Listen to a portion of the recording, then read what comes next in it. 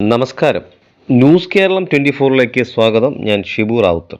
നവം സാംസ്കാരികോത്സവം 6ാം ദിവസം വയലാർ ശരത്ചന്ദ്രവർമ്മ ഉദ്ഘാടനം ചെയ്തു. ഇന്ന് കഴിയുമെങ്കിൽ ജെല്ല് തുറന്നു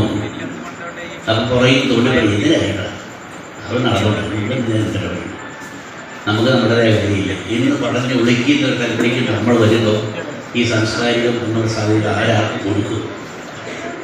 പണ്ട് കലാനിലയത്തിലെ നാടകത്തിൽ ഒരു ചെറിയ കഥയുടെ ഒരു നടന്ന സമയം രക്തരക്ഷസ് നാടകമാണ് ഇപ്പോൾ ഉള്ളത് ഇറങ്ങിക്കൊണ്ട് വരും.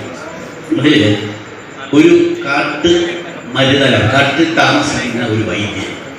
പള്ളിമൺ എം വി ദേവൻ കലാഗ്രാമത്തിന്റെയും സിദ്ധാർത്ഥ ഫൗണ്ടേഷന്റെയും സംയുക്ത ആഭിമുഖ്യത്തിൽ നടന്നുവരുന്ന നവം സാംസ്കാരികോത്സവം 2024 6ാം ദിവസത്തെ പരിപാടികൾ പഴങ്ങാലം UPS നടന്നു. വ്യക്തിയാണ് രമണൻ. രമണൻ ആദരം ഏറ്റുവാങ്ങേണ്ടതാണ്.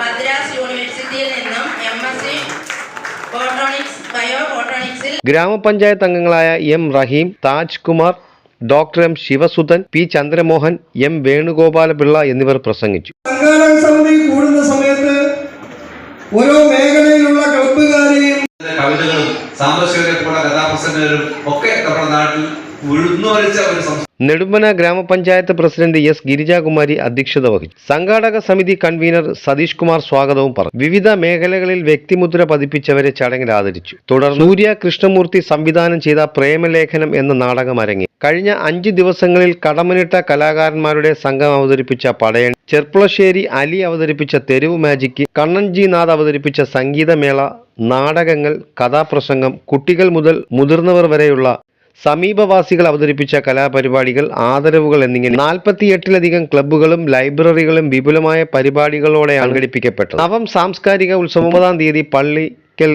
സിദ്ധാർത്ഥ ക്യാമ്പസിൽ സമാപിക്കും. News desk Kottiyam.